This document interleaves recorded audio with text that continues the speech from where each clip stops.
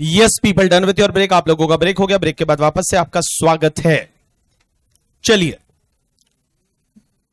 Please settle down, सब लोग settle down, please please please please please भाई साहब। यस, आज तो बहुत अच्छा एसी चल रहा है ना, कल कराए रिपेयर तो भाई साहब क्या कूलिंग आ रहा है ना, ऐसा लगता है यहीं बैठ जाए। ठीक है, चलो चलिए तो अब अपन, ए भाई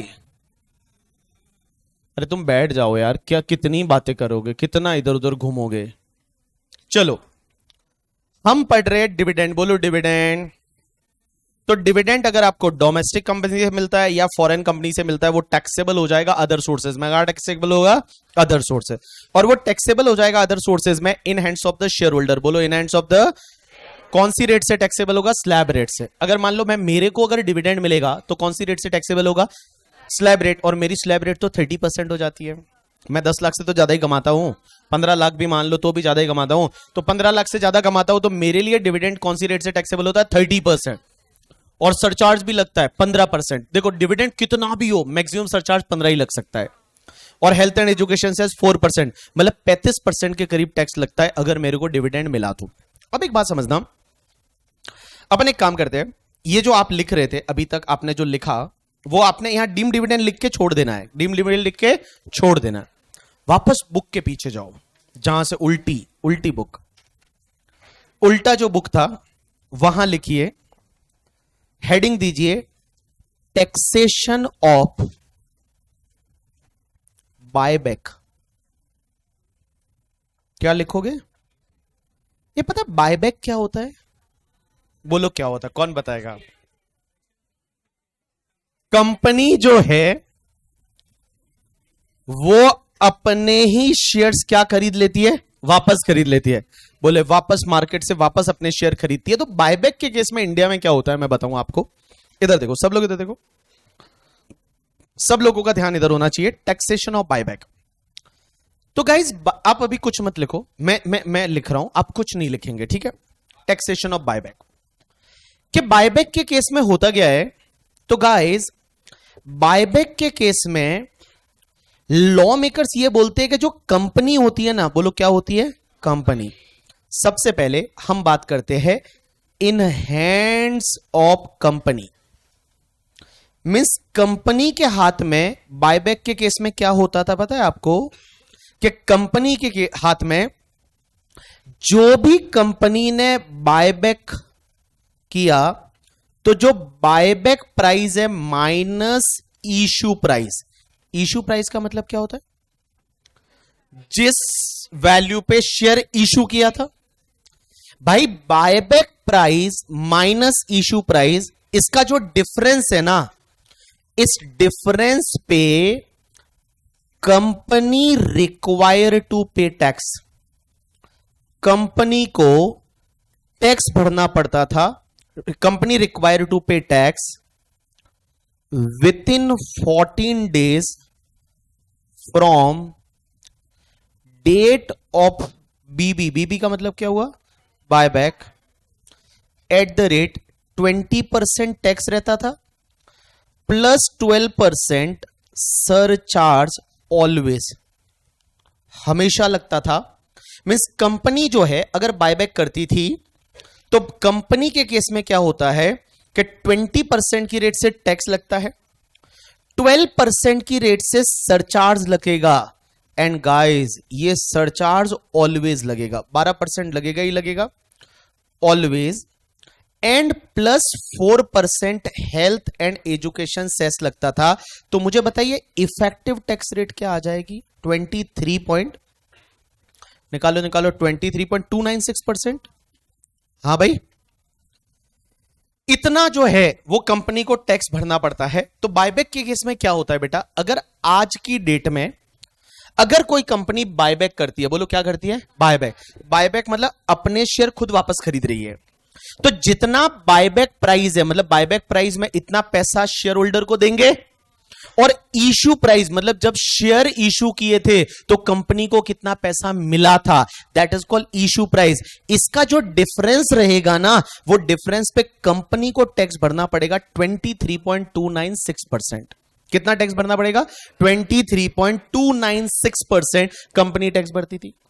अब आप मुझे बोलोगे शेयर होल्डर के हाथ में क्या होगा, तो मैं बताऊं, इन हैंड्स ऑफ शेयर होल्डर के हाथ में ये एग्जेम्प्ट होता है।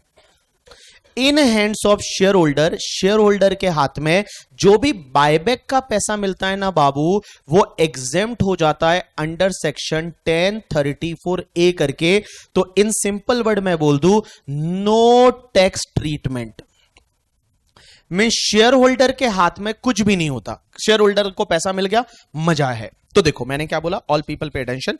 Taxation of buyback. बायबैक के केस में क्या होता है, अगर कोई कंपनी बायबैक करती है, मतलब अपने शेयर खुद खरीद रही है, तो जो बायबैक प्राइस है, मतलब जितने पे बायबैक किया और जो इशू किया था जिस प्राइस पे, इसका डिफरेंस जो रहेगा, उस डिफरेंस पे company require to pay tax within the 14 days from the date of buyback at the rate 23.296% company tax भरेगी गवर्नमेंट को। 14 दिन के अंदर अंदर भरना पड़ता है। जिस दिन बायबैक किया उसके 14 दिन के अंदर अंदर कंपनी 23.296% की रेट से टैक्स भरेगी। शेयर होल्डर के हाथ में बायबैक एग्जेम्प्ट है, कुछ भी नहीं होगा। एक एग्जांपल लेते हैं यहां पे, अभी आप कुछ मत लिखिए, इधर देखिए, एक एग्जांपल लेते हैं। जैसे मान लो एक कंपनी है BB limited, issued 10,000 shares at the rate 10,000 share at the rate 40 per share in 40 per share, मतलब कंपनी जो है इसने 10,000 शेयर इशू किए थे 40 रुपए की रेट से, जिसका फेस वैल्यू 10 रुपया है। तो फेस वैल्यू 10 रुपया और 40 रुपए में इशू किया, तो प्रीमियम कितना रहा होगा? 30 रुपया। 30 रुपया प्रीमियम रहा होगा। ऑन 19 जुलाई 2020 में इशू किया था, ठीक है। अब मान लो आज की हुआ क्या कि कंपनी बायबैक कर रही है 1500 शेयर इसमें से एट द रेट 350 पर शेयर। कंपनी है वो 350 पर शेयर की रेट से बायबैक कर रही है on 16 of September 2024। Means company ने क्या किया, क्या इसमें से 10,000 शेयर इशू किए थे 40 रुपए की रेट से। अब कंपनी ने बायबैक किया, वो मान लो 1500 शेयर है, वो 350 रुपए की रेट से बायबैक किया। अब कंपनी के हाथ में क्या होगा करके, ठीक है। तो कंपनी को टैक्स भरना पड़ेगा यहां पे। तो सबसे पहले मैं यहां लिख रहा हूं इन हैंड्स ऑफ कंपनी। तो कंपनी के हाथ में क्या होगा, तो अगर मैं कंपनी की बात करूं तो गाइस यहां पे बायबैक प्राइस कितना है बोलो, minus issue price. Buyback price कितना है?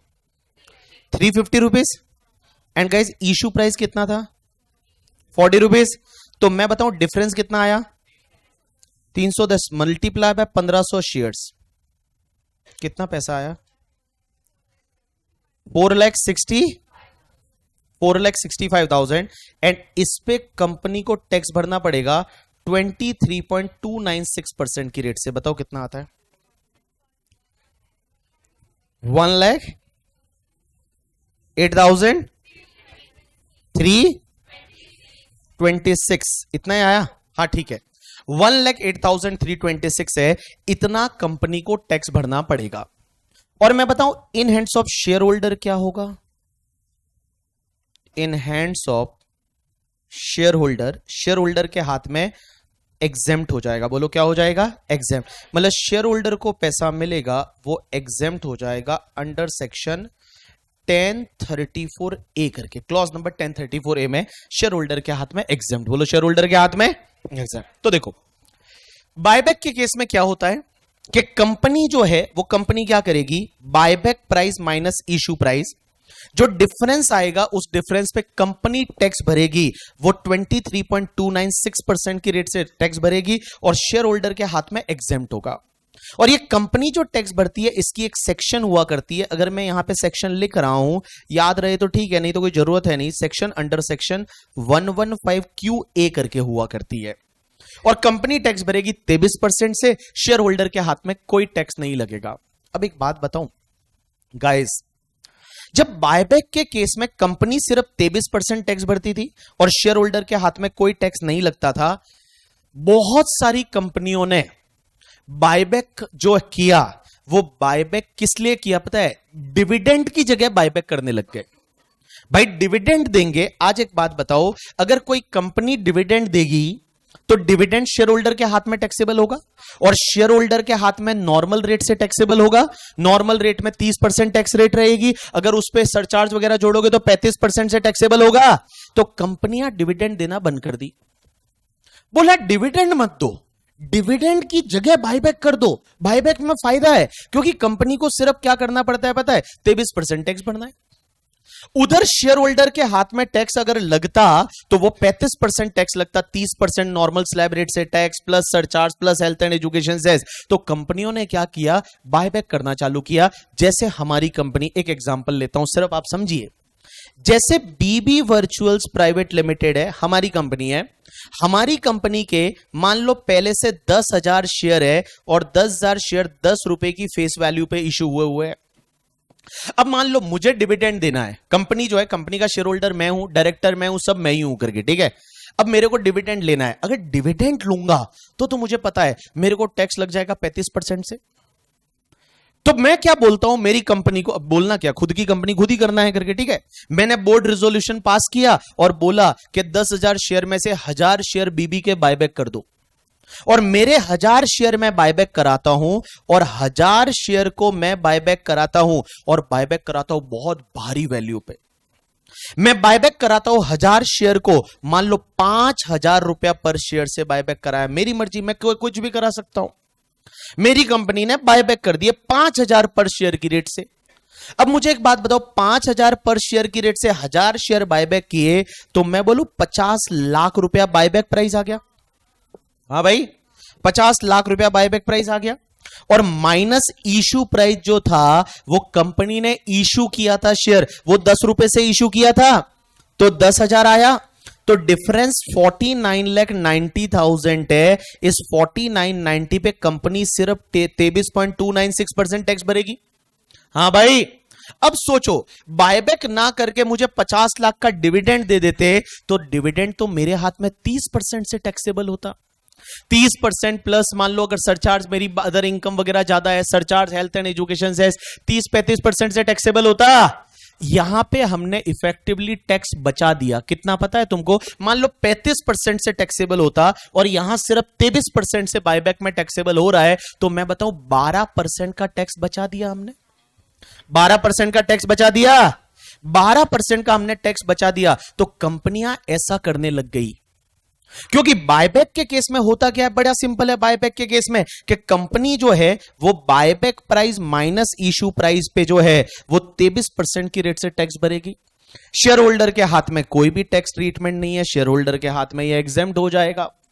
तो लोगों को मजा आने लग गया करके, लोगों को मजा आने लग गया। डिविडेंड देते ही नहीं थे क्योंकि डिविडेंड देंगे तो डिविडेंड टैक्सेबल होगा 30% से, स्लैब रेट से, हाईएस्ट स्लैब रेट से, और भैया धीरे धीरे करके वो 35 तक जाएगा अगर सरचार्ज वगैरह लगेगा तो इन्होंने क्या किया कि लोगों ने बायबैक एक बढ़िया तरीका ढूंढ लिया था कि एक काम करो, buyback price minus issue price, जो डिफरेंस है उस पर 23% टैक्स भरो, खुश रहो, शेयर होल्डर के हाथ में कोई टैक्स नहीं, मजा आ जाएगा। ऐसा करना चालू किया और जब ऐसा किया हमारी निर्मला सीतारमण जी के दिमाग में चला गया।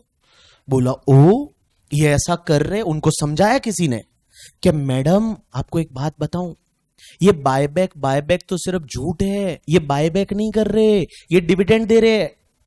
ये बायबैक के थ्रू ये डिविडेंड उनके जेब में पहुंचा रहे हैं अल्टीमेटली, और आपको जो टैक्स है ना वो 12% कम भर रहे हैं, आपको टैक्स का नुकसान हो रहा है।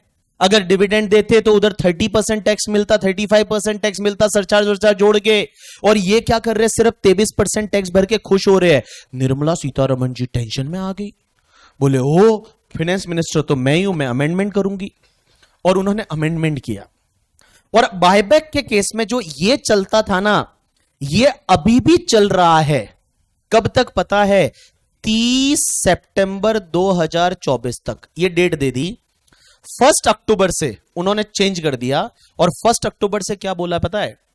कि बायबैक का आपको जो पैसा मिलेगा ना वो सीधा डिविडेंड है और सीधा अदर सोर्सेज में टैक्सेबल करो, ठीक है। और कंपनी को बोला तुम कुछ मत करो, कंपनी के हाथ में कोई टैक्स ट्रीटमेंट नहीं होगा, शेयर होल्डर के हाथ में वो सीधा डीम डिविडेंड माना जाएगा। क्या माना जाएगा? Deem dividend. और शेयर होल्डर के हाथ में अब अदर सोर्सेज में टैक्सेबल हो जाएगा, but that will be from the 1 अक्टूबर 2024। ये इस साल का अमेंडमेंट है। 1 अक्टूबर 2024 के बाद ये होगा। और एक बात बताओ, 1 अक्टूबर 2024 से पहले ये होगा। तो ये जो एग्जांपल मैंने लिया अभी बीबी वाला, ये देखो मैंने कंपनी का बायबैक का डेट लिया है 16 सितंबर 2024, तो 1 अक्टूबर से पहले वाला है। अब एक बात बताऊं, जब आपको ये पता चल गया कि 1 अक्टूबर से ऐसा होने वाला है और मैडम ने बजट कब लाया है? 23 जुलाई 2024 को। तो बहुत सारे लोग बायबैक कब करेंगे? 30 सितंबर से पहले पहले। आप देखोगे 30 सितंबर से पहले पहले बहुत सारी कंपनियां बायबैक कर रही है। आप अगर देखोगे लिस्ट के, मैं आपको यहां पे बता दूं करके, ठीक है, buyback in the current month, अगर मान लो बायबैक ये लास्ट के 2 महीने में आप देखोगे, बायबैक इन द सितंबर 2024 की अगर आप बात करोगे, ये जेरोदा का लिस्ट है और जेरोदा के लिस्ट में आप देखोगे कि सितंबर में 1 2 3 4 5 6 7 8 9 10 11 12 कंपनियां जो बायबैक है वो सितंबर में कर रही है।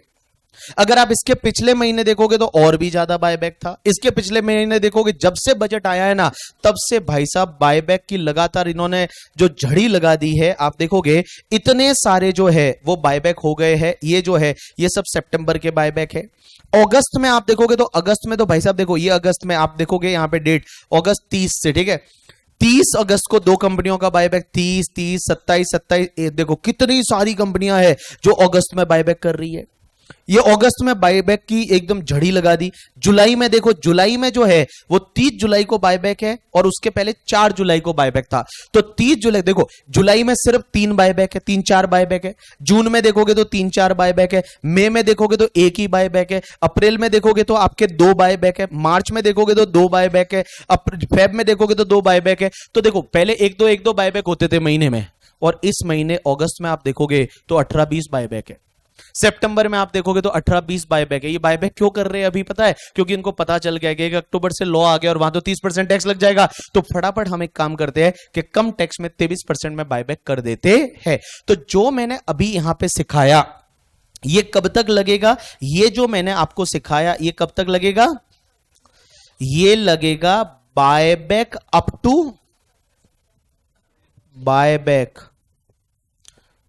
टू 30 सितंबर 2024। अब 1 अक्टूबर से क्या होगा वो मैं अभी थोड़ी देर बाद लिखवाऊंगा। पहले जो बोर्ड पे दिख रहा है कॉपी करिए।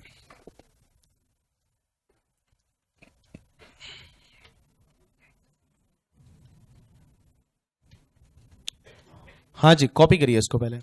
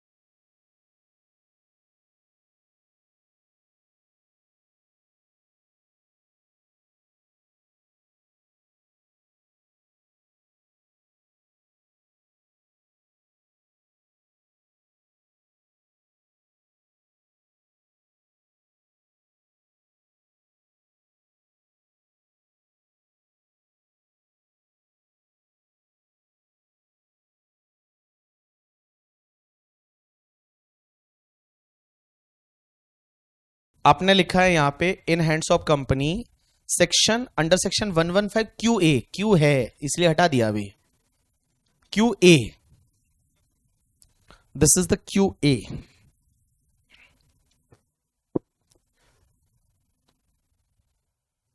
हाँ क्या हुआ? ये जनवरी टर्म के लिए नहीं, नॉट एप्लीकेबल। हाँ जनवरी टर्म के लिए यही एप्लीकेबल है, अब इसके आगे बढ़ाऊंगा वो एप्लीकेबल नहीं है। हाँ तो ये है तुम्हारे जनवरी के लिए, रेट एप्लीकेबल नहीं है, बाकी तो है ही है।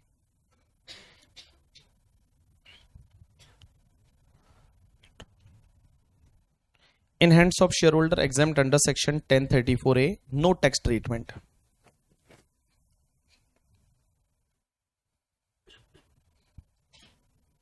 चलो बोलो डन।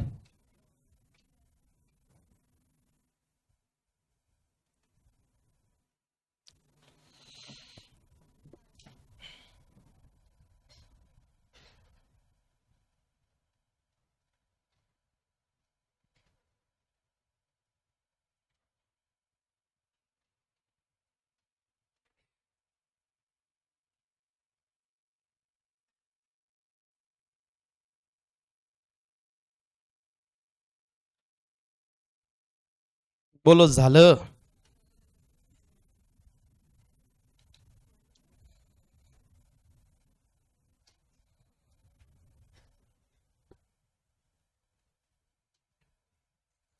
हाँ जी,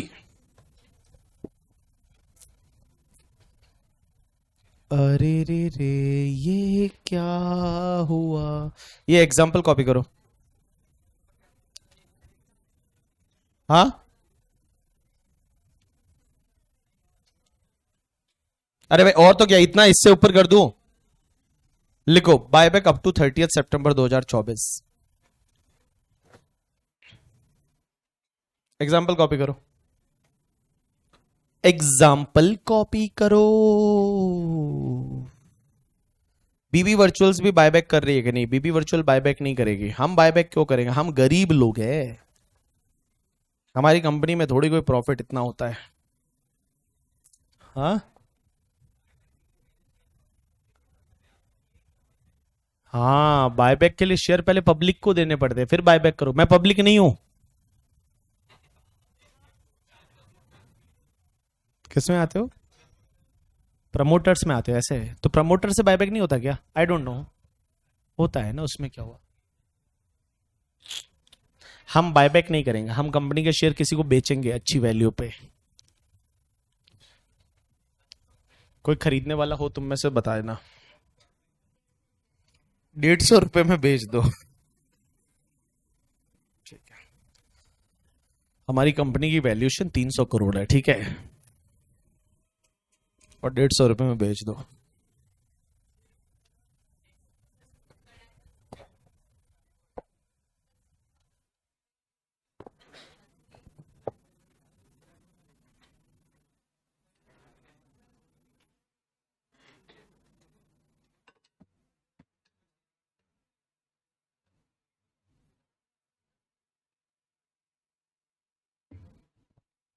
चलिए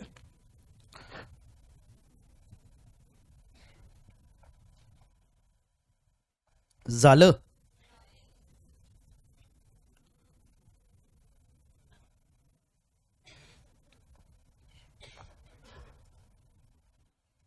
झालं।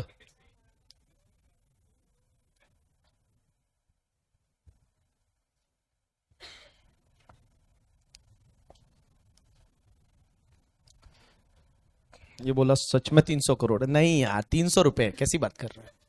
300 करोड़ कोई होता है? किसको बोलते हैं करोड़?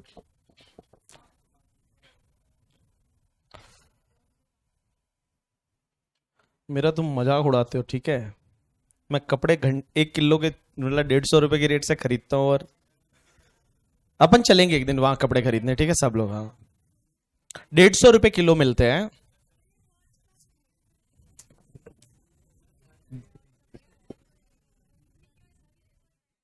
हाँ खरीदनी क्यों, मैं ही दे दूंगा, जब पुरानी हो जाएगी दे दूंगा, जब वॉच पुरानी हो जाएगी दे दूंगा, ठीक है? जूते भी दे दो। सब ये मेरे को गिफ्ट दिए हैं किसी ने, गोल्ड चेन। इनको है ना गोल्ड चेन पे बहुत नजर है, ठीक है तुम्हारी। बोले गोल्ड चेन दे दो, मैं रख के आऊंगा अभी कल मुंबई, ठीक है।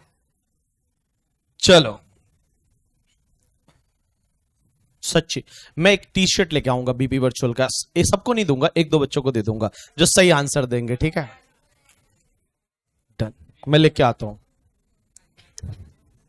जो सही आंसर देगा उसको दे दूंगा टी शर्ट। एक दिन रखेंगे टी शर्ट वाला क्वेश्चन, ठीक है। चलिए, ये बोलता है, चलिए बोलिए डन। अब इधर देखो,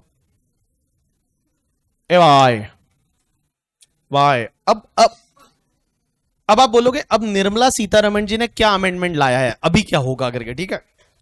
तो देखो सब लोग इधर देखो, जो ये जनवरी में एग्जाम दे रहे तुम मत दिखना, ठीक है। तुम मोबाइल देखो भले चाहिए तो, ठीक है। अगर जनवरी में पास हो जाओगे कॉन्फिडेंस है तो, हाँ ठीक है। और अगर ऐसा थोड़ा डाइसी है कि मई में भी देना, अभी बहुत बार होता है ना कि कंफर्म है जैन ही देंगे पास हो जाएंगे, खत्म, तो नहीं देखना है, ठीक है। अब देखो अभी अमेंडमेंट ये आया कि taxation of buyback, taxation of buyback with effect from 1 अक्टूबर 2024। मतलब अब 1 अक्टूबर 2024 के बाद से क्या होगा, सब लोग इधर देखिए, सब लोग इधर देखिए, एक बार कुछ मत लिखिए, आप इधर देखिए। तो बेटा 1 अक्टूबर 2024 से अगर बायबैक होता है तो बायबैक के केस में निर्मला सीतारमण जी बोलती है सबसे पहले इन हैंड्स ऑफ कंपनी। कोई बोलेगा कंपनी के तो हाथ ही नहीं होते, तो इन हैंड्स ऑफ कंपनी, कंपनी के केस में क्या होगा, तो इन्होंने बोला कंपनी के केस में कुछ नहीं होगा, नो टैक्स ट्रीटमेंट। पहले कंपनी क्या करती थी, टैक्स भरती थी, 23% टैक्स भरती थी, 23.296%। अब बोलते हैं कंपनी के हाथ में कुछ नहीं होगा, अल्टीमेटली शेयर होल्डर के हाथ में होगा। अब शेयर होल्डर के हाथ में क्या होगा, तो इधर देखो बेटा, शेयर होल्डर के हाथ में क्या होगा, तो सबसे पहले इन्होंने बोला कि जो शेयर होल्डर है, बोलो शेयर होल्डर है, बोलो शेयर होल्डर है, तुम बोल ही नहीं रहे हो शेयर होल्डर है, हाँ तो अपन लिख रहे हैं इन हैंड्स ऑफ शेयर होल्डर। जो शेयर होल्डर रहेगा ना, वो शेयर होल्डर के हाथ में क्या होगा, तो मैं बताऊं, जो शेयर होल्डर बेचा रहा है उसके हाथ में दो चीजें होगी। पहला, सबसे पहले इन hands of shareholder total buyback price, total buyback price मतलब जो उतना उसको पैसा मिल रहा है, क्या मिल रहा है, बायबैक का पैसा मिल रहा है। टोटल बायबैक प्राइस जो है, जो उसको पैसा मिल रहा है, that total buyback price is treated as deemed dividend. Total buyback price है वो उसके हाथ में डीम्ड डिविडेंड मान लिया जाएगा। एंड गाइस डीम्ड डिविडेंड माना जाएगा अंडर सेक्शन 222F करके।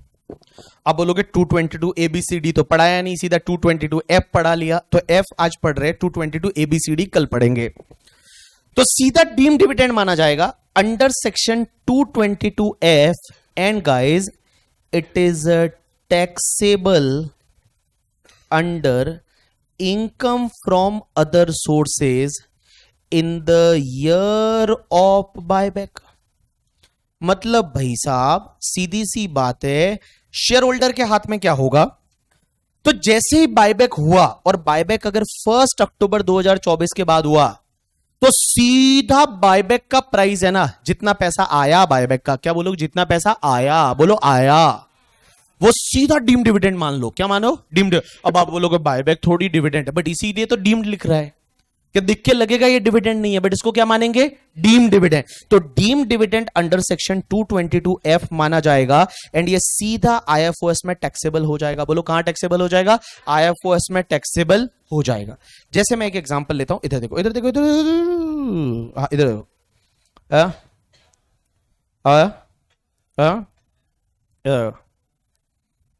खजूर इधर देखो, हाँ इधर देखो, अब हुआ क्या, एक एग्जांपल लेते हैं, इधर देखो। जैसे बीबी लिमिटेड 10,000 शेयर इश्यू किए थे 40 रुपए की रेट से, बोलो कितने रेट से, 40 रुपए की रेट से।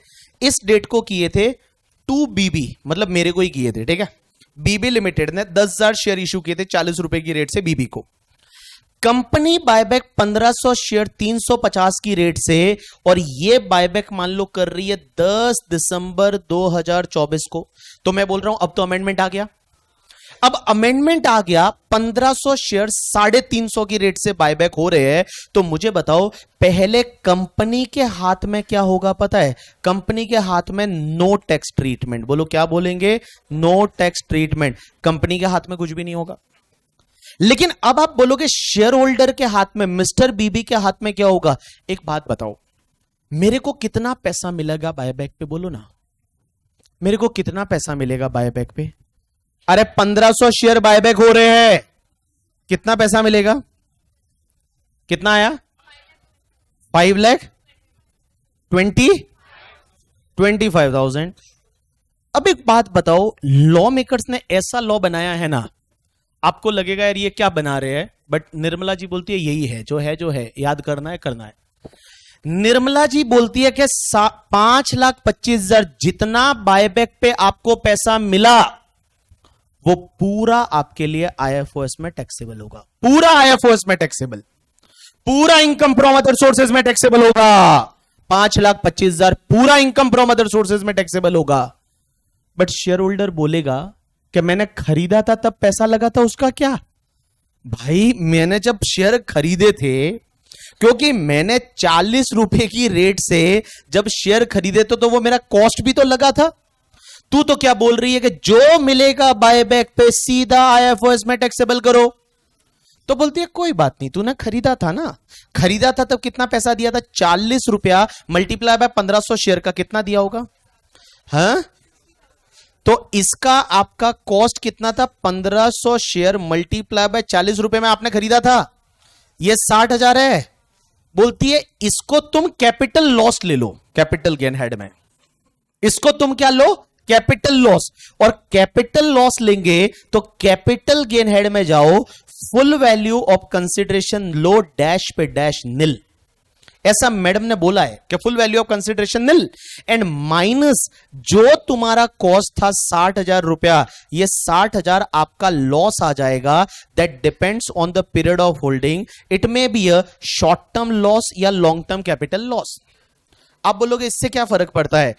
क्या हम इस लॉस को इस डिविडेंड की इनकम से सेट ऑफ कर पाएंगे या नहीं? Answer is no. मैं आपको आगे जाके ये चीजें बताऊंगा।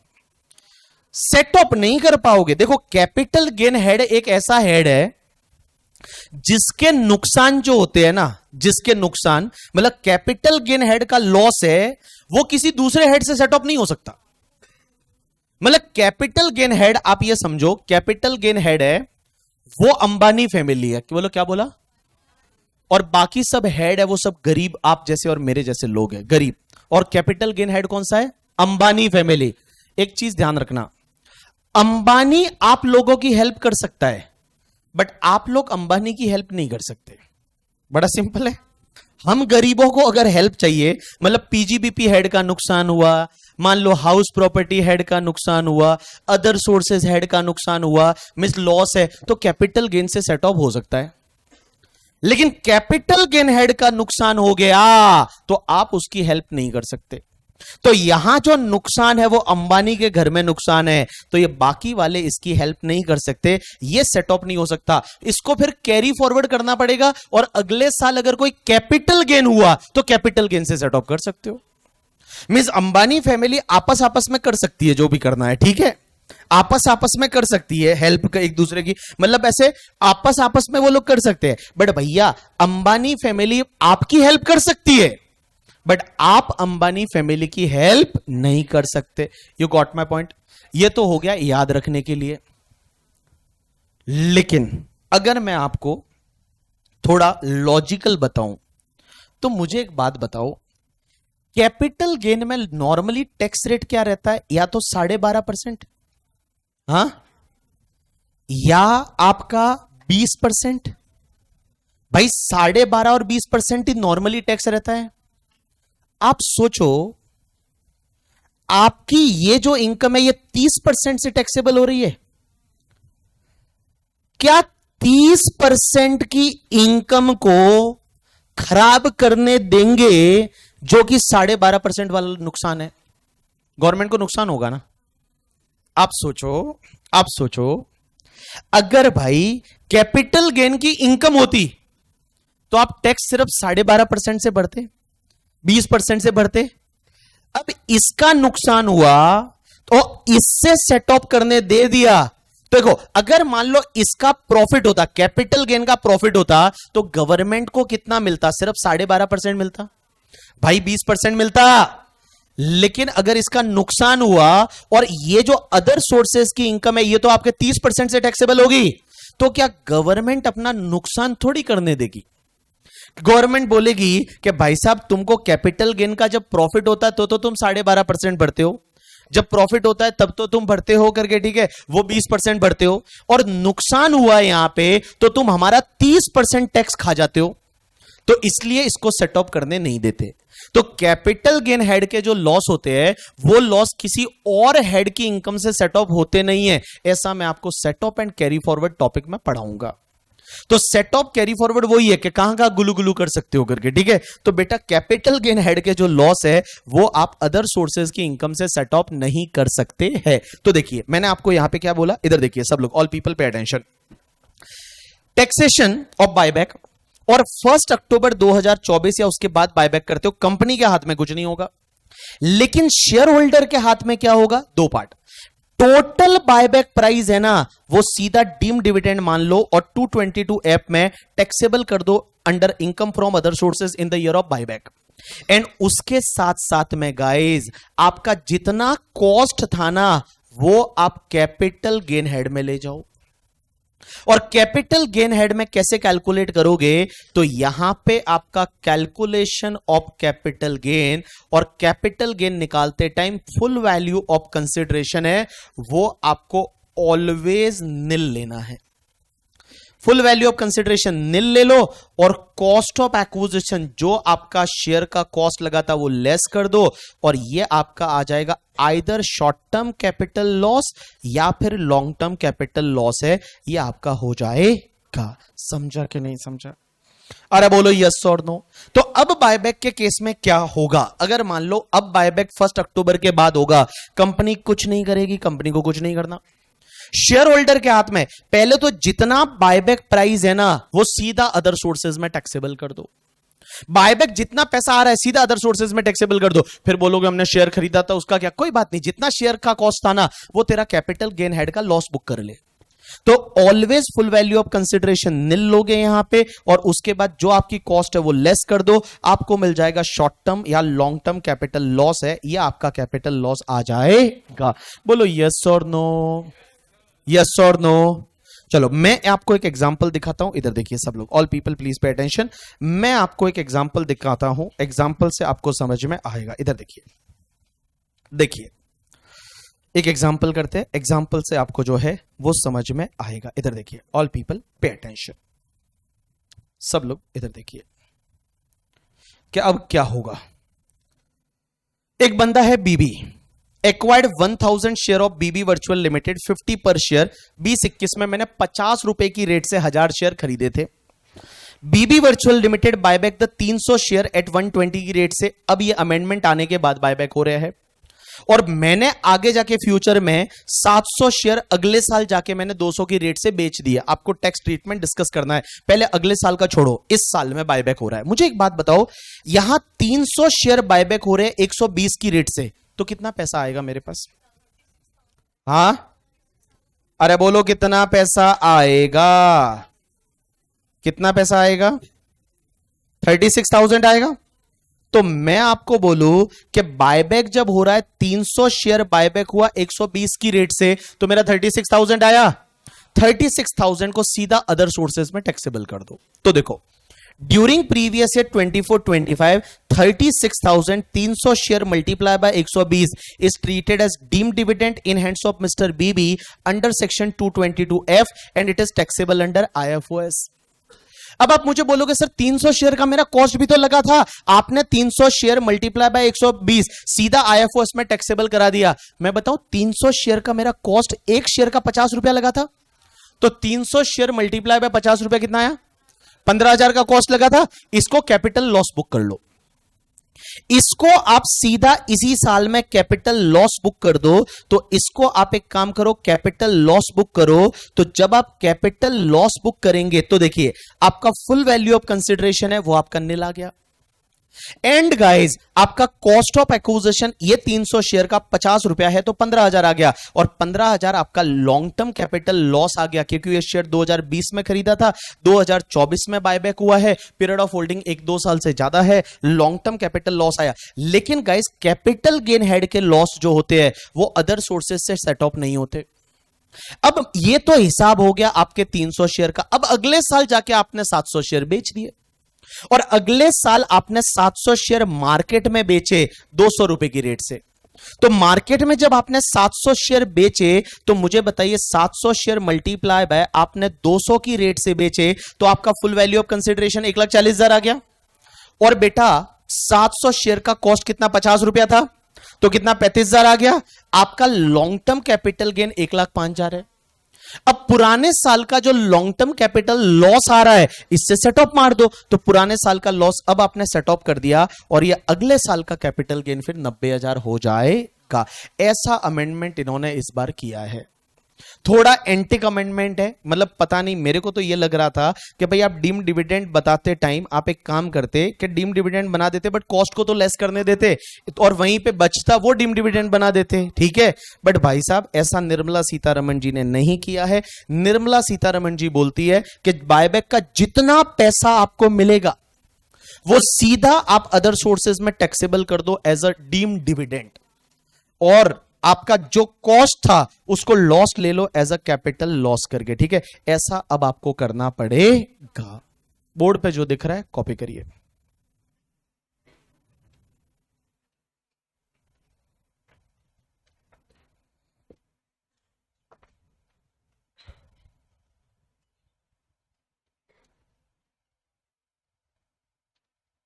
गिरीश भाई, दीपांशु भाई, निखिल भाई,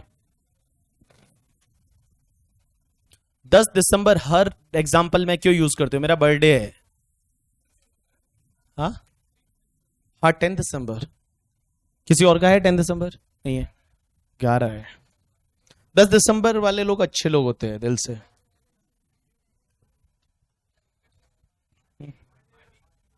10 दिसंबर को दूंगा ना।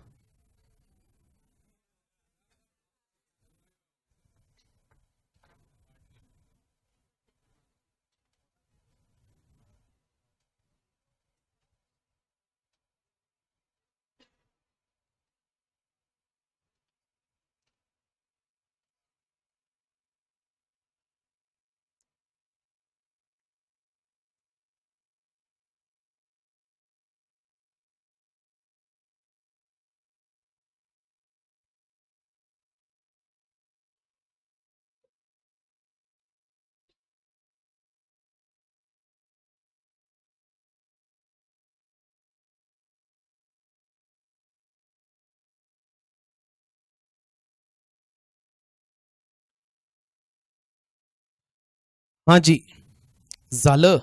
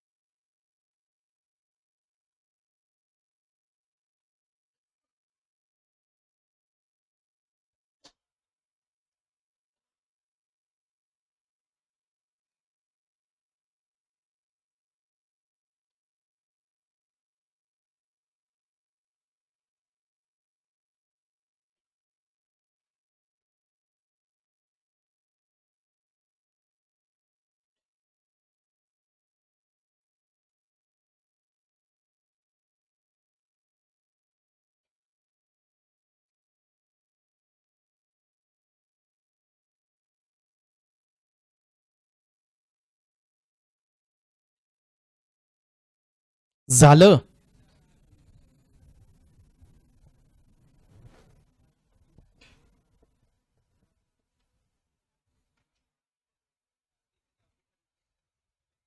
क्या?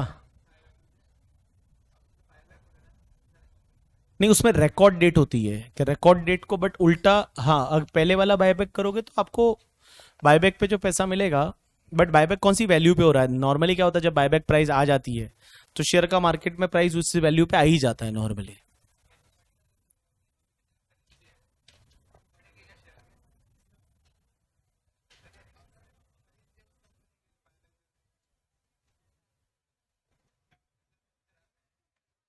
आई am not able to understand what you are saying.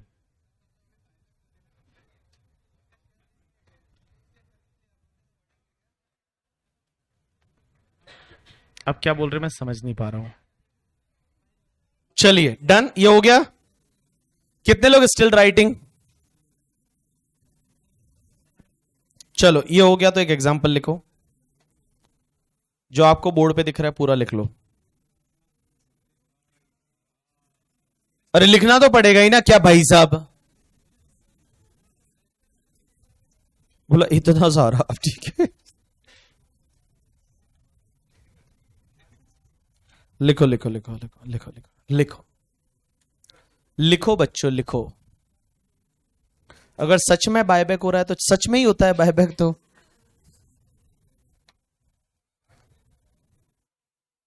मेरे पास कौन कौन सी कंपनी के शेयर है? मेरे पास बजाज फाइनेंस के है. मेरा आईपीओ भी लगा. 2 लाख के शेयर लगे, 2,06,000 के. हाँ? खुलते ही 2 लाख रुपए का प्रॉफिट हो जाएगा.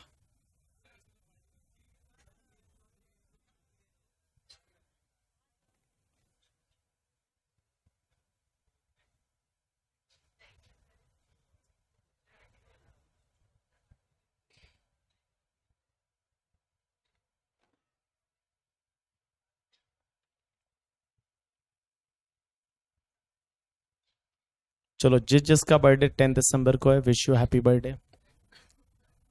जब भी आएगा तब. क्या हुआ? मेरे को बजाज फाइनेंस के शेयर कितने लगे? 2996 के शेयर अलॉट हुए. 2996 शेयर अलॉट हुए.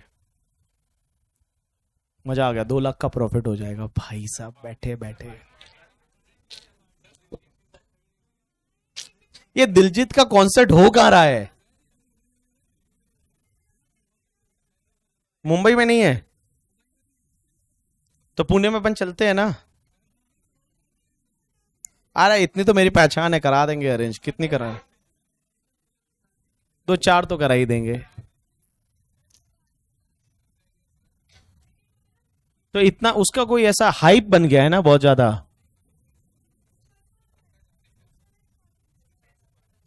अच्छा, इंदौर में भी है बोलता है, अहमदाबाद में भी है. मेरा पोर्टफोलियो 8, 7.5, 8 लाख रुपए का है बस. इस नया वाला ऐड करके हो जाएगा 10 लाख. बट ये तो मैं बेच दूंगा, मैं रखता नहीं शेयर, बेच देता हूं. प्रॉफिट आया बेच दो, मेरे से नहीं तो रोज रोज देखना पड़ता है. पागल हो गया? हाँ, 2-3 चीजें.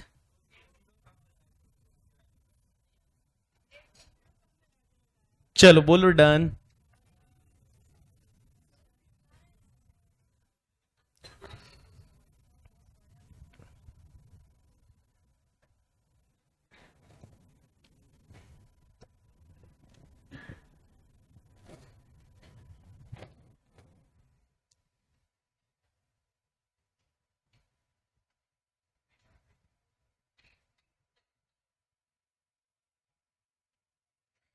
तो दिलजीत के टिकट जैसे ही ओपन हुए, जैसे ही सब बुक हो गए, वैसा है? क्या बात है? बट इतना हाइप है क्या दिलजीत का? तो इंडिया में आज की डेट में सबसे बड़ा मतलब सिंगर दिलजीत ही रहेगा, या अरिजीत वगैरह भी तो है?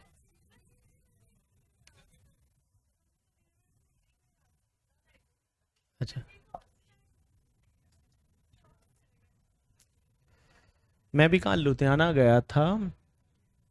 हाँ, लुधियाना गया था तो मुझे वहां पे वो लेके गए एक जगह चाय पिलाने, बोलते हैं यहाँ दिलजीत चाय पीने आता है, ठीक है। तो ऐसे एक टपरी पे चाय पीने गया था मैं। तो बोले यहाँ दिलजीत चाय पीने आता है। डॉली की चाय, मैं उसका मुंह ना देखूं डॉली का, ठीक है। डॉली की चाय पीने वाले।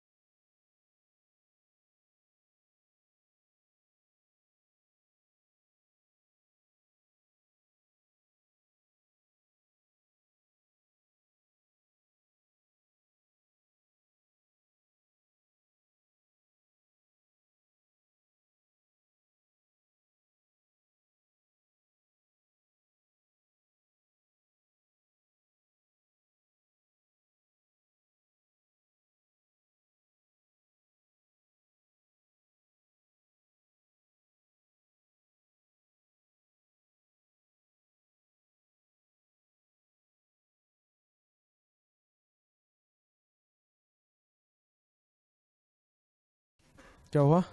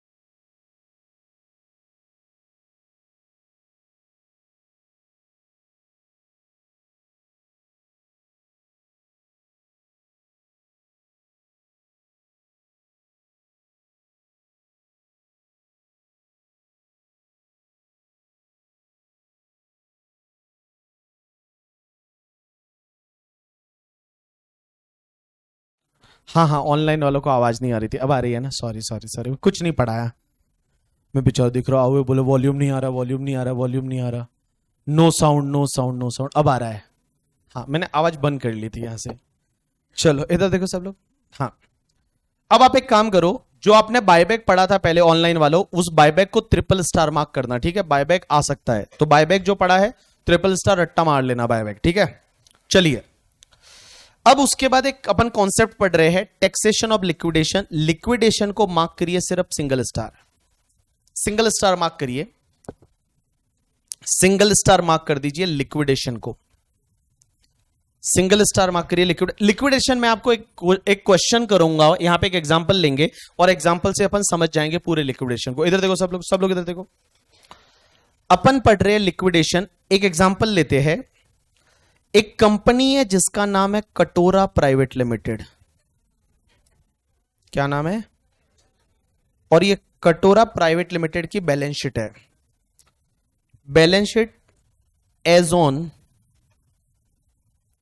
ऑन डेट ऑफ लिक्विडेशन, मतलब कंपनी डब्बे में चलेगी, बंद हो गई, और लिक्विडेशन का डेट है मान लो 15 जुलाई 2023, 15 जुलाई 2023, लास्ट ईयर ये कंपनी लिक्विडेशन में चली गई, ठीक है?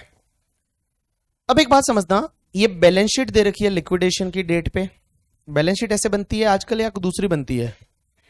आजकल तो वैसे दूसरी बनती है ना, बट देखो सही बैलेंस शीट तो मेरे को लगता है यही लगती थी, जिसमें आप एटलीस्ट पता तो चल पाए कि भाई इधर कितना है, इधर कितना है, सेट हो रहा है नहीं हो रहा है, टैली हो रही है नहीं हो रही है। अब एक बात समझना, इधर जो है इस कंपनी की शेयर कैपिटल है, और शेयर कैपिटल 5 लाख की है। बोलो कितनी है? 5 लाख। और इसमें बेसिकली 5 शेयर होल्डर है, A B C D and Z. मैं ई क्यों लिखूं, जेड लिखूं, मेरी मर्जी। तो A B C D E Z 5 shareholder है। अब एक बात समझना, 5 शेयर होल्डर है, A B C D Z, और ये तीनों जो है, पांचों जो शेयर होल्डर है, उनके पास 1-1 लाख रुपए के शेयर है। कंपनी लिक्विडेशन में चली गई।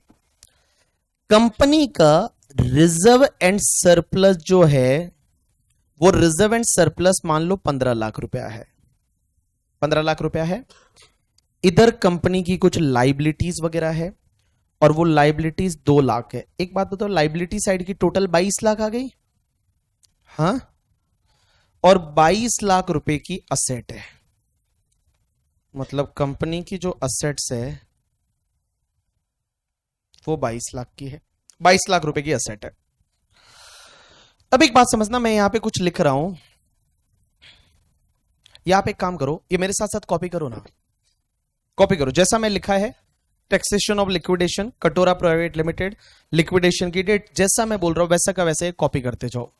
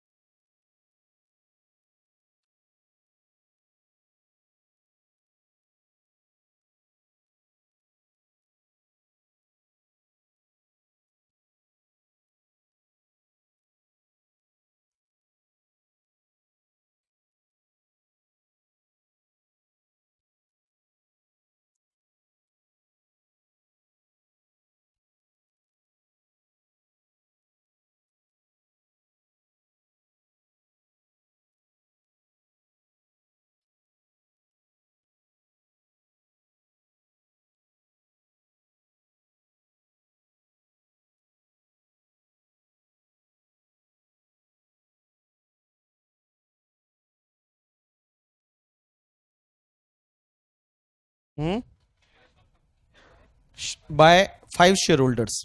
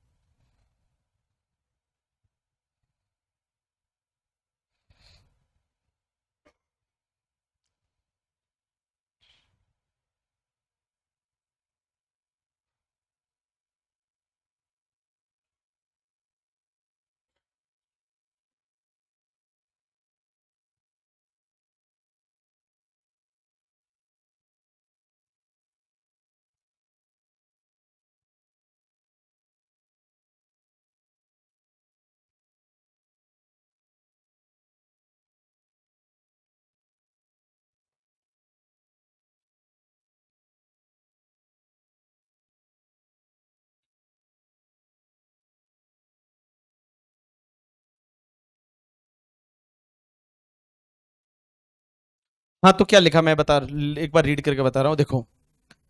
Shares of company held by 5 shareholder, that is A B C D Z, acquired by shareholder on 19 जुलाई 2019 को खरीदा था 1 लाख में per share.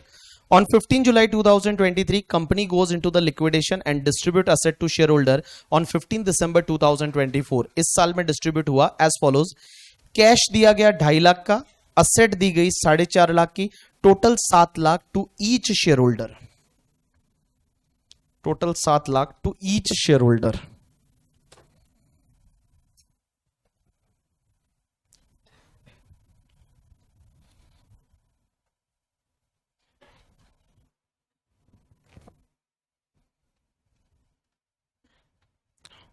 Hello hello, liquidation of company, taxation of liquidation कहां लिखना है? बायबैक के बाद। हाँ चलिए बोलिए, डन। इतना लिख के हो गया। अब गाइस इधर ध्यान दीजिए सब लोग।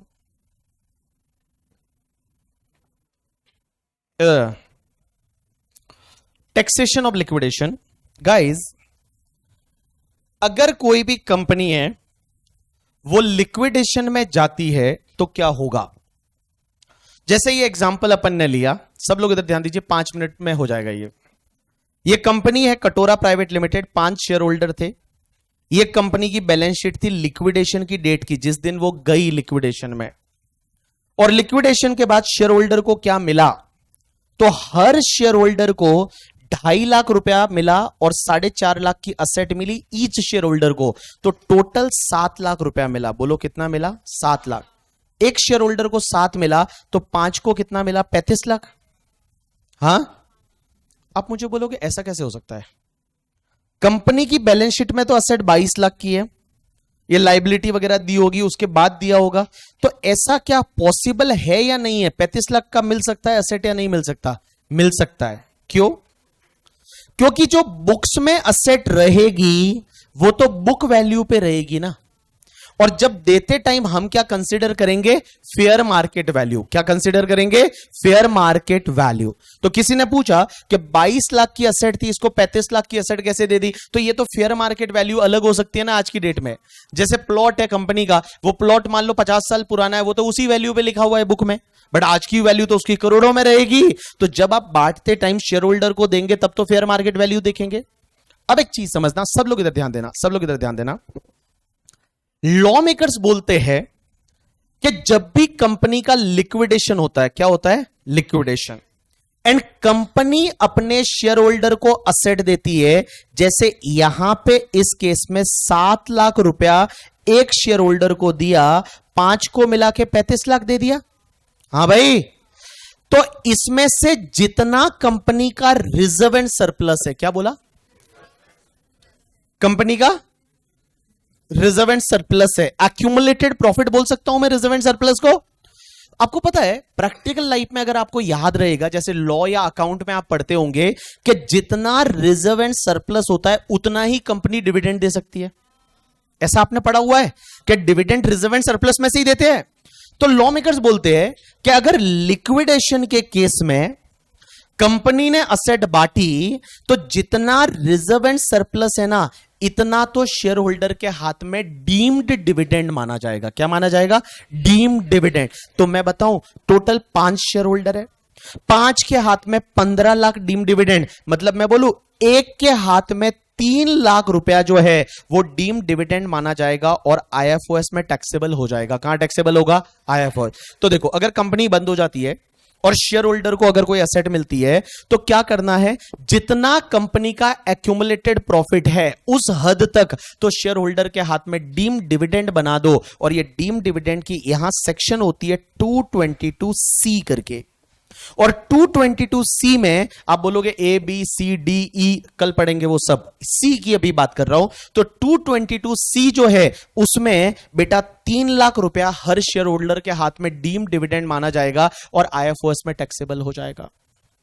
अब आप मुझे बोलोगे डीम्ड डिविडेंड है वो माना जाएगा, शेयर होल्डर को मिला कितना? 7 लाख की एसेट मिली, इसमें से 3 लाख क्या माना जाएगा? Deemed dividend. क्या माना जाएगा? Deemed dividend. अब आप बोलोगे बाकी का 4 लाख का क्या होगा? भाई शेयर होल्डर को 7 लाख मिला लिक्विडेशन के बाद, तो आप बोल रहे हो जितना कंपनी का एक्यूमुलेटेड प्रॉफिट है, एक्यूमुलेटेड प्रॉफिट 15 लाख है, उसमें 5 शेयर होल्डर है, एक शेयर होल्डर के हिस्से का एक्यूमुलेटेड प्रॉफिट 3 लाख, तो 3 लाख तो डीम्ड डिविडेंड माना जाएगा अंडर सेक्शन 222C। बाकी वाला जो है वो कैपिटल गेन में जाएगा। क्योंकि एक बात बताओ, जब लिक्विडेशन हुआ तो मैं बोलूं शेयर होल्डर का शेयर चला गया। भाई लिक्विडेशन में यही होता है, कंपनी बंद हो गई, कंपनी डब्बा हो गई, शेयर होल्डर का शेयर चला गया, तो शेयर होल्डर के हाथ में कैपिटल गेन लगेगा। अब अपन यहां एक शेयर होल्डर के हाथ में कैपिटल गेन लगाने जा रहे हैं। इधर देखिए बेटा, इधर देखिए, इधर देखिए, यहां पे जैसे मैं एग्जांपल ले लेता हूं, मिस्टर ए 5 शेयर होल्डर है।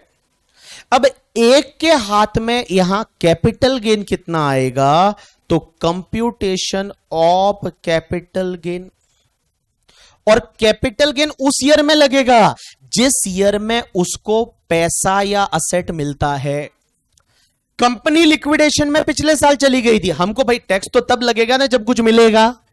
कंपनी लिक्विडेशन में लास्ट ईयर में चली गई थी 2023 में, लेकिन गाइस यहां पे आपको कैपिटल गेन या डिविडेंड में जो टैक्सेबल होगा वो उस ईयर में होगा जिस ईयर में आपको पैसा या असेट मिलती है।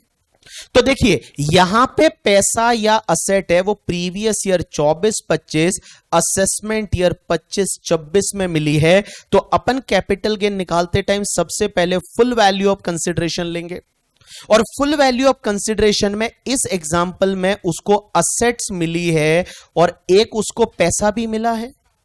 मुझे बताइए असेट कितने की मिली है? 4,50,000, और पैसा कितना मिला है? 2,50,000। तो मुझे बताऊं, मैं बताऊं यहां 7 लाख की एसेट मिली है, बट बाबू 3 लाख तो ऑलरेडी डीम्ड डिविडेंड माना गया ना। हाँ भाई 3 लाख है वो ऑलरेडी डीम्ड डिविडेंड माना गया अंडर सेक्शन 222C करके। और बेटा 3 लाख डीम्ड डिविडेंड माना गया, तो अब इसके लिए कैपिटल गेन के लिए आप फुल वैल्यू ऑफ कंसिडरेशन जो है वो full value of consideration 4 lakh लोगे। अब आप मुझे बोलोगे कि सर अब ये 4 लाख मिला और गया क्या? उसका शेयर खत्म हो गया। उसका शेयर खत्म हो गया तो माइनस करेंगे उसके शेयर का cost of acquisition. And guys उसने जो शेयर खरीदा था वो शेयर कब खरीदा था? 2019 में खरीदा था और 1 लाख रुपए में शेयर खरीदा था। तो अपन क्या करेंगे, कॉस्ट ऑफ एक्विजिशन में 1 लाख रुपया ले लेंगे।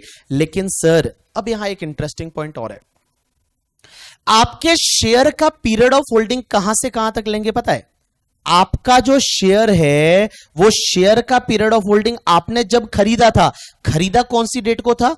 19 जुलाई 2019 को, टिल शेयर का पीरियड ऑफ होल्डिंग लिया जाएगा जब कंपनी लिक्विडेशन में गई उस डेट तक का। मतलब कंपनी जब बंद हुई, बंद होने में गई उस दिन तक का ही पीरियड ऑफ होल्डिंग शेयर का आएगा। तो शेयर का पीरियड ऑफ होल्डिंग आप लोगे दैट इज टिल 15 जुलाई 2023, और 15 जुलाई 2023 मतलब आपका शेयर ट्रांसफर हो गया, वो 15 जुलाई 2023 को ही ट्रांसफर हो गया। तो इस पे इंडेक्सेशन भी आएगा। पहले इंडेक्सेशन था, और इंडेक्सेशन करते टाइम हम 1 lakh multiply by last year 23-24 का इंडेक्सेशन, दैट इज 348 23-24 का, और डिवाइड बाय आप करेंगे कौन से ईयर का इंडेक्सेशन, 19-20 का। 19-20 का कोई मुझे बता सकता है क्या इंडेक्स नंबर है? 289। बताओ कितना आता है इंडेक्स कॉस्ट ऑफ एक्विजिशन? 1,20,000 415। तो बचेगा आपका लॉन्ग टर्म कैपिटल गेन कितना? 2,585। तो 2,79,585 है, इतना आपका बच जाएगा लॉन्ग टर्म कैपिटल गेन। तो देखिए मैंने आपको क्या बताया, इधर देखो, मेरी तरफ देखो, मेरी तरफ देखो, मेरी तरफ देखो गाइस। जब भी कोई कंपनी लिक्विडेशन में जाती है, बोलो लिक्विडेशन में जाती है, लिक्विडेशन का मतलब कंपनी बंद हो रही है, तो आपको क्या करने का, पहले तो क्या देखने का कि लिक्विडेशन की डेट को जो कंपनी का रिजर्व एंड सरप्लस है, एक्यूमुलेटेड प्रॉफिट है, उतना तो सीधा क्या बनाने का, डीम डिविडेंड। बोलो क्या बनाने का, डीम डिविडेंड। क्या बोला, ये तो डिविडेंड है तुम्हारा। तो भैया 15 लाख में से आपका 5 शेयर होल्डर, तो 3-3 लाख रुपया हर शेयर होल्डर के हाथ में डीम डिविडेंड, और फिर बाकी वाले पे कैपिटल गेन लगेगा। तो कैपिटल गेन निकालते time full value of consideration, जो असेट मिला, मनी मिला, माइनस जितना डीम डिविडेंड हो गया वो लेस कर दो, जो बचेगा इसमें से आपके शेयर की कॉस्ट लेस कर दो, आपका कैपिटल गेन आ जाएगा। आपका ये क्वेश्चन कॉपी हो गया था ये। अब लिखो आंसर में पार्ट ए, जैसा जैसा मैं बोलता हूं वैसे लिखते जाओ और आप समझते जाना, लिखते लिखते थोड़ा समझना। हाँ, पार्ट ए लिखो, पार्ट ए, पार्ट ए में लिखो, in this case company distribute, in this case company distribute asset of total rupees 35 lakh. In this case, company distribute asset of rupees 35 lakh. Rupees 35 lakh. That is, bracket में लिखो 7 lakh multiply by 5 shareholder. That is 7 lakh multiply by 5 shareholder. 7 lakh multiply by 5 shareholder. Bracket close. And accumulated profit of company. Accumulated profit मतलब accumulated profit of company is rupees 15 lakh. Accumulated profit of company is rupees 15 lakh. Accumulated profit of company is rupees 15 lakh on the date of liquidation. Accumulated profit of company is rupees 15 lakh on the date of liquidation. So rupees 15 lakh is treated as deemed dividend.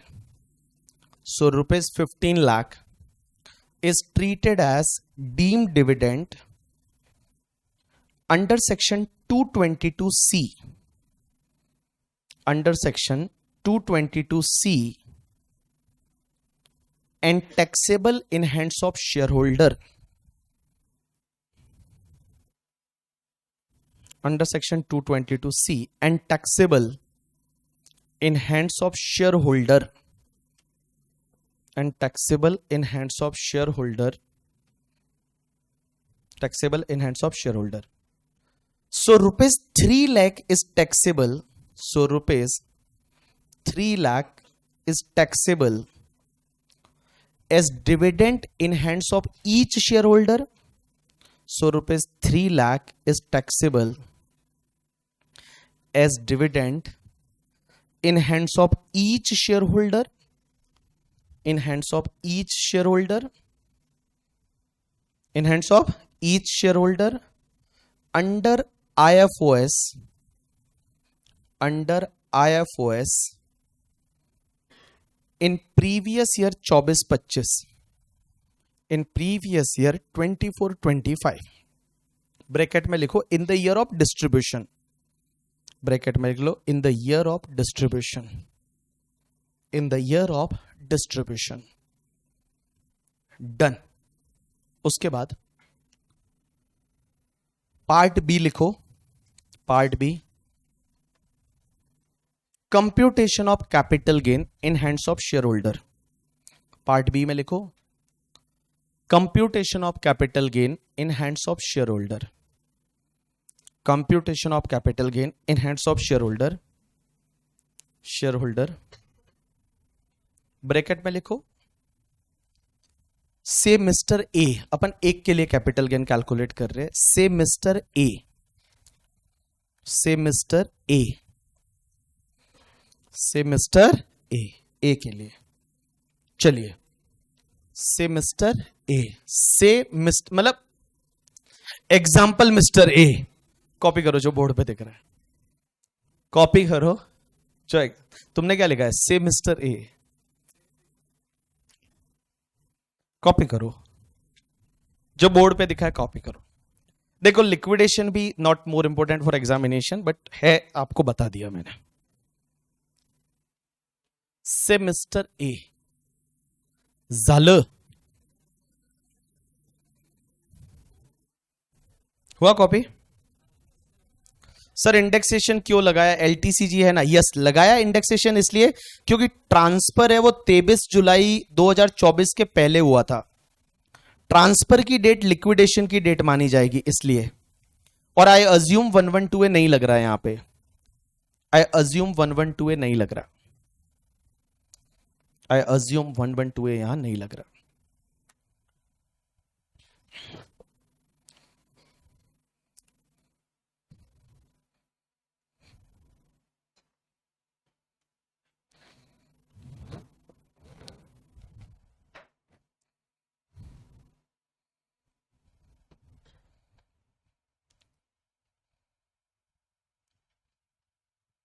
बोलो done.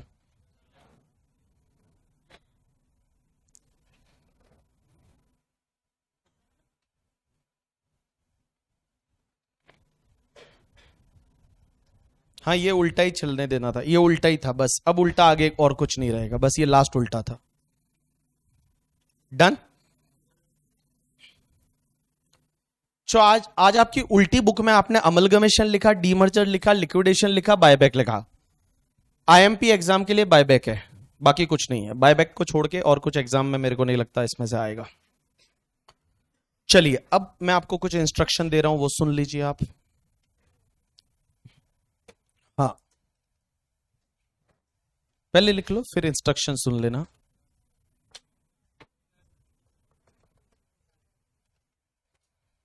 अब मेरी बात सुनो, ये झालं, अब आप वापस, अब कल का लेक्चर रहेगा वो सीधी बुक में रहेगा। किसमें? सीधी बुक। सीधी बुक में आपने क्या लिखा है, टैक्सेशन ऑफ डिविडेंड, और ऐसा लिखा है डीम डिविडेंड लिख के छोड़ दिया है वहां बेटा, ठीक है। कल का लेक्चर चालू जो होगा वो कहां से चालू होगा, डीम डिविडेंड से। कहां से चालू होगा, डीम डिविडेंड, जहां 222 A B C D E पढ़ाया जाएगा, ठीक है। अब एक